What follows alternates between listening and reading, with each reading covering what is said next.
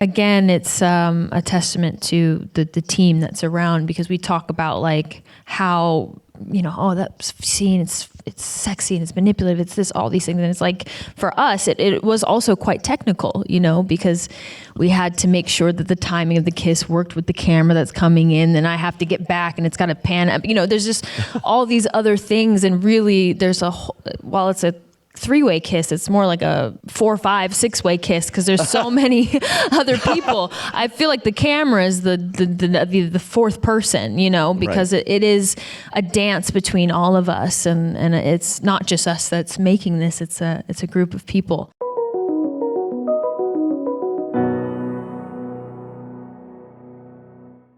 This is so much fun to be the subject, actually, of a double feature. It's pretty cool. Thanks for spending the time. It's a lot of movie watching. So and 2 very different experiences. So yeah, not similar at all. Yeah. Well, they just saw Challengers. You might have heard the reaction. Really liked it, and you are also a producer on that film too.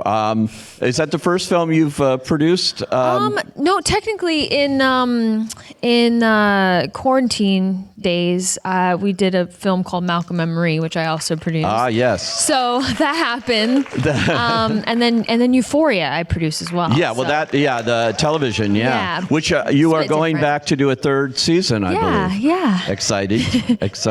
Yeah. Okay.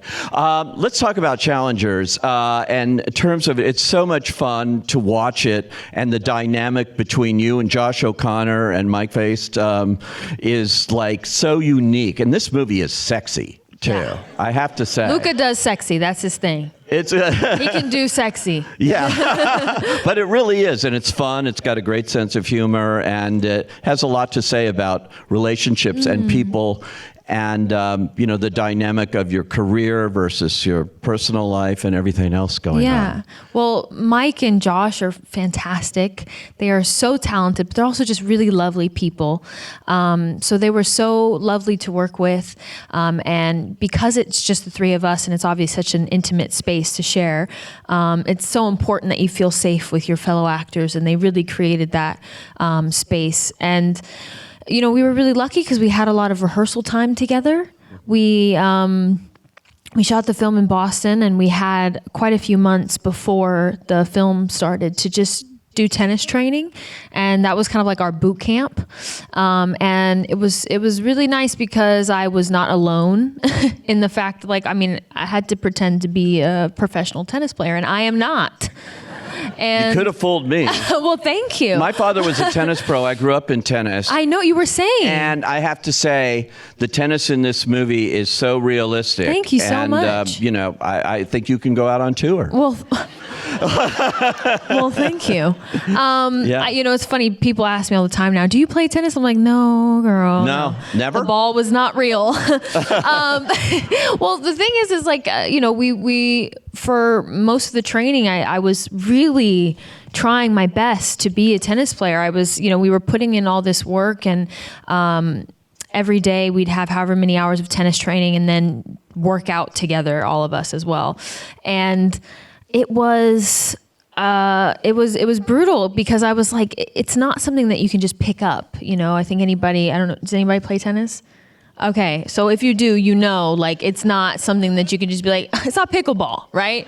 It's hard. It's really, really difficult. And I had never played before. I didn't grow up playing tennis. So after a while of drilling it, because it's also one of those sports where you can one day you feel like you really locked it. You're like, okay, I got it. I'm hitting it. And the next day, net, nothing's going over. And I would get very frustrated. And then also when I said, you know what, let me have someone serve it to me. Let me see if I can return a serve. No, I cannot. I was like, let me get out of the way. And so I was like, how am I going to understand the physicality of a tennis player and make this believable by in the next month, Yeah.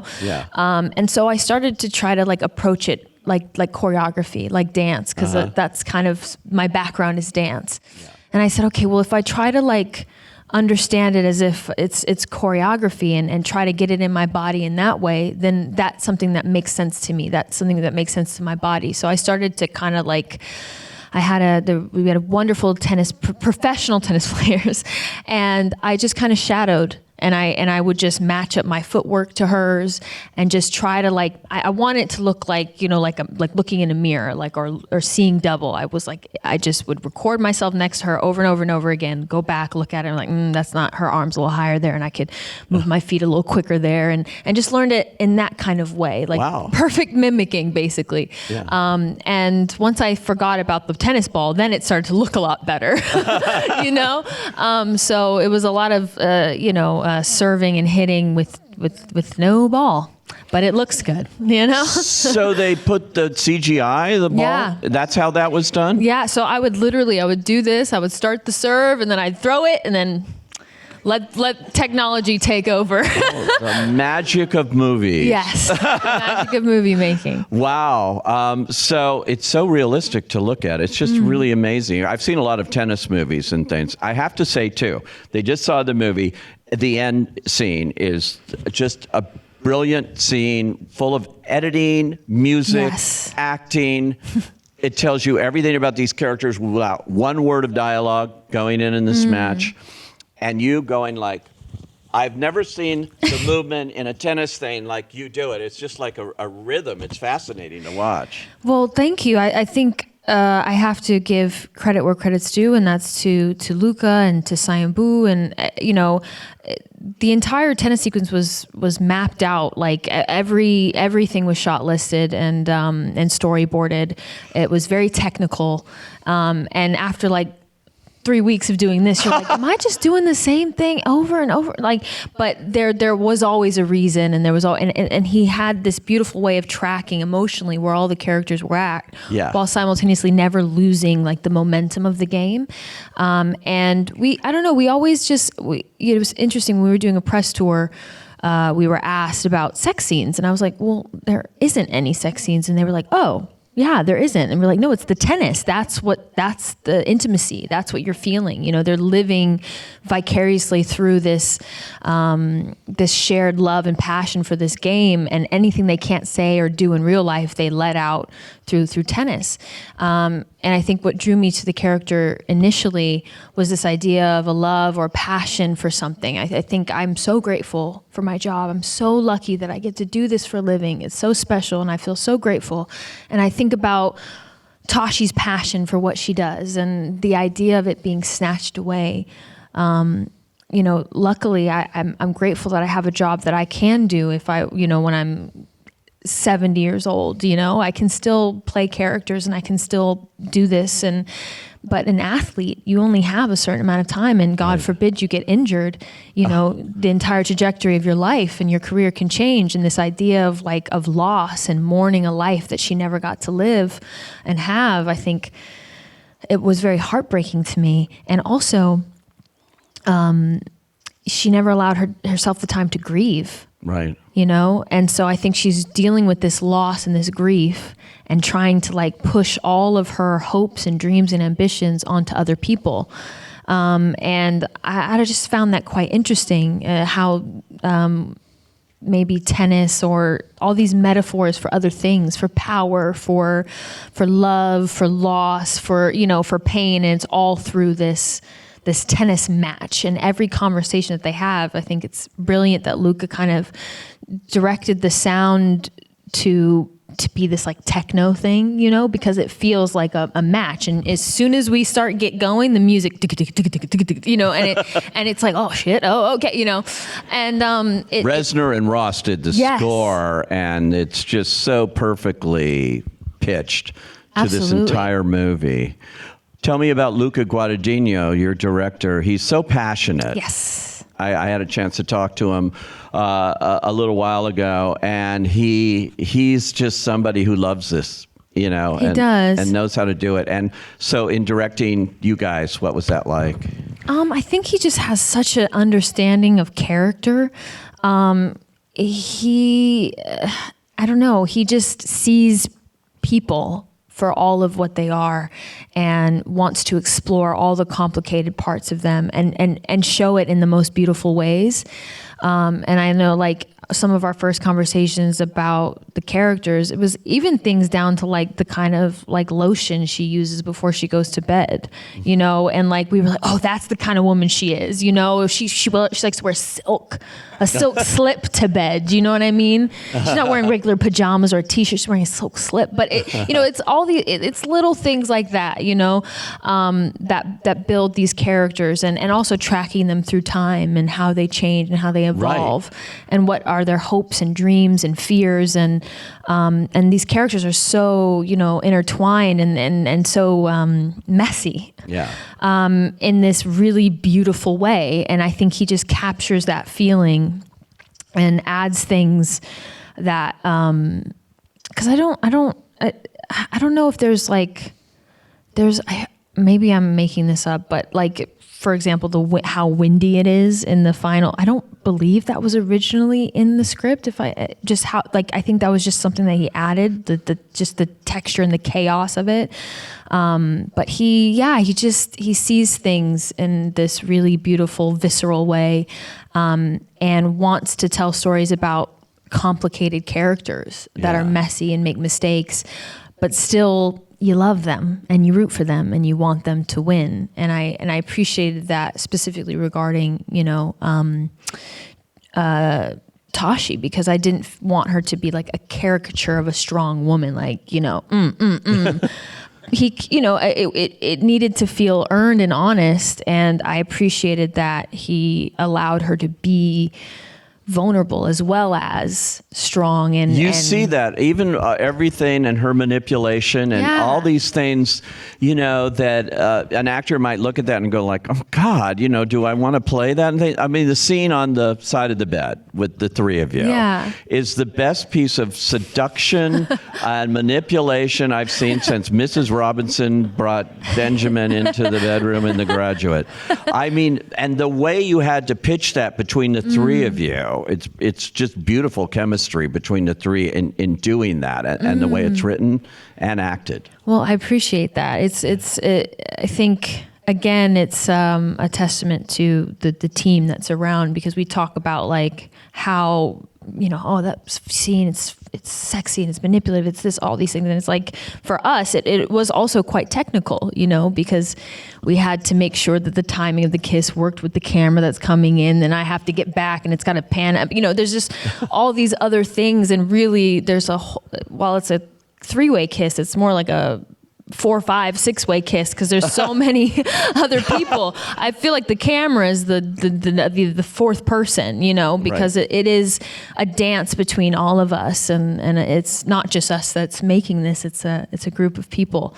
So I feel very lucky to kind of share that with others. But yeah, they're just, these characters are a mess. They're an absolute mess. And I still have debates with people over Team Tashi, Team Patrick, Team Art, Team this, Team that, you know. And what I appreciated about it is there is no set in stone kind of answer to it. It is quite messy, and people can leave going, well, actually, he's the bad guy. And then you watch it again, you're like, is he though? You know, and you change your mind. And I found that every time I watched it, which I watched a million times because, you know, making the dang movie, I thought I had like a clear understanding of what the ending was. Right. And I remember I talked to my mom and she watched it and she was completely different. And I was like, really? That's what you felt at the end? And she was like, yeah. And it was fun because it allowed me to have like a conversation with her. And I think that's the beautiful part about what we do, you know, about being able to like empathize with the bad guy or someone we perceive as the bad guy, and try to see it from their side. Yeah, it's an open question, particularly the way it ends that we saw there, you know, with her back and forth. We see the whole thing coming to this, and he's there. And then it's like, whatever. And then there's that moment when you're leaning forward and you're going like, oh my God. Gives you so much to talk about when you leave the theater. Exactly. Lots to talk about and not a lot to answer. I've been asked so many times. People are like, so what happened? I was like, I don't know. I've asked Justin a million times. We don't know. And that's, Justin is the screenwriter. yes, who's absolutely brilliant. And I don't know. What was really special about the rehearsal process is Justin was there, so we got to ask him a lot of questions because I was like, why? Why is she doing this? I still to this day I can't quite decide what her intentions were when she went to go meet with Patrick. Right? Like, was she fooling herself? Did she know what she was going to do, or did it just happen? Did she plan it? Was it all mastermind? Did she plan this whole thing? I still I kind of go back and forth in my mind about what her intentions were and what she felt like she was trying to do that night. Because I think even as humans we can kind of convince ourselves, well, I was doing it because of this, and maybe there was a little part of us that was doing it for other reasons, so that's the human part of it. Is there really is, I don't know. I don't really know why she did it. That's so interesting, so because some actors will go and invent an entire backstory and know every detail in the way you're going to play it. Yeah. But you still have questions even at this point. I do, because I think, when we look back on things with retrospect, like because we've lived and understood what we know now. And I think, if she looked back at the experience, she'd probably tell her husband, oh yeah, I did it on purpose. I knew what I was doing. Yeah. But we saw you, girl. No, you didn't. You thought you were going to do one thing, and then you got caught up in the moment and you did something else, but we as human beings, we're messy. We change our stories to align with what looks better at the time, or what we thought, I knew all along. Yeah, it's like an ex. I knew he was bad all along. Well, could have fooled us. So, but that's being what it is to be a human being, and live a life and learn and make mistakes. And I look at the characters the same way. And this role took you on a little bit of a journey from being a teenager in it, playing the earlier years, and then all the way to being a wife and a mother. Someone who's actually kind of mourning her career and still looking at that. All of those elements, which I think, I've seen all the stuff you've done, but I don't think you've gotten to play all of these elements before. Yeah, that was definitely a new part for me. I think I've been playing a teenager since I was one. And I'm grateful for it, We love to work.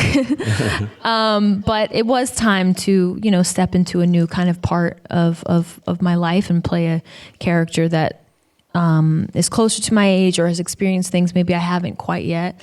And I think this was kind of the perfect way to do that, and in the right hands. And I felt like very supported, and it just, I don't know, it felt like the right time to take that kind of that leap or that step, and in a way that didn't feel forced. I didn't want to be like, I don't know, do anything that people didn't quite believe. I felt like it was good, being able to see her grow up too. You're like, oh, okay, I buy that she has a kid, So,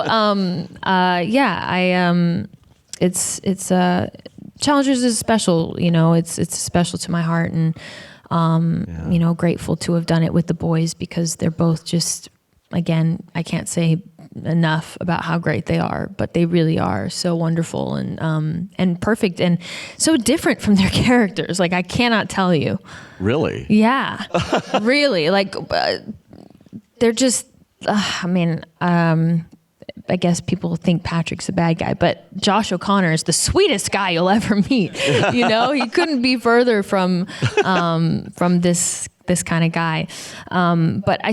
But what's interesting is when I talk about details for performance or whatever, is there's a few little things that I love.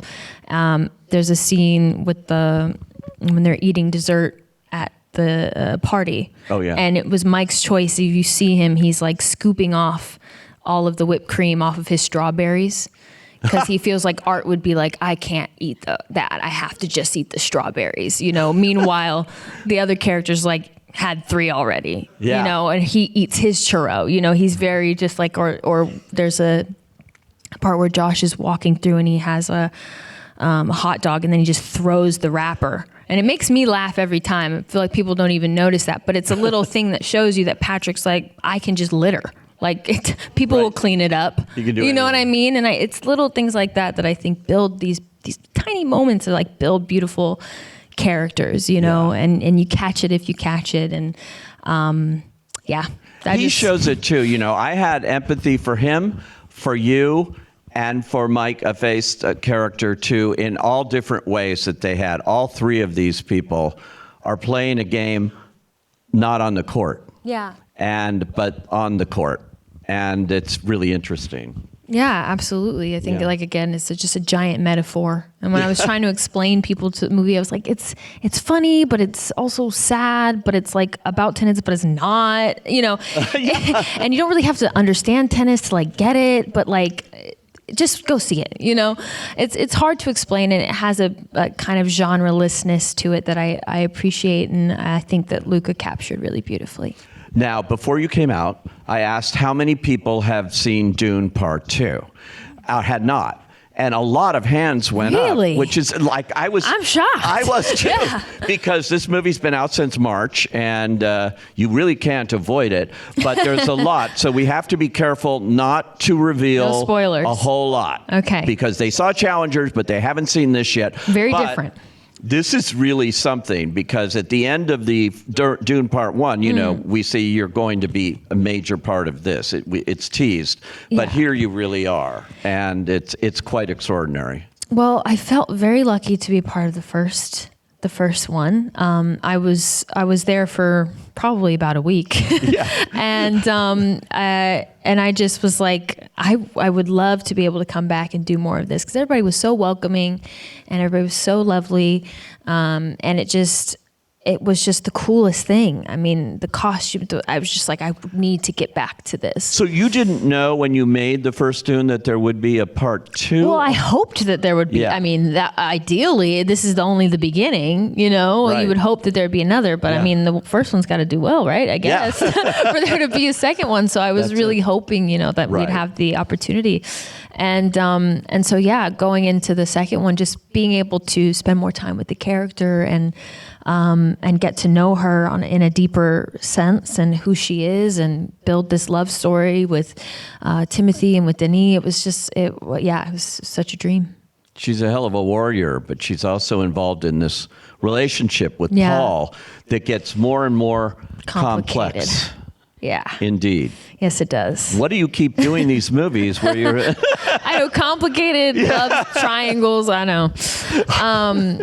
I think what was really important, about this film to me, and Denis always expressed that from the beginning, was making sure that there was this love story, and how are we going to track it, and how are we going to sell it, and make sure that that's there, because in many ways it's a beating heart of this very massive, beautiful piece of work that we all get to enjoy.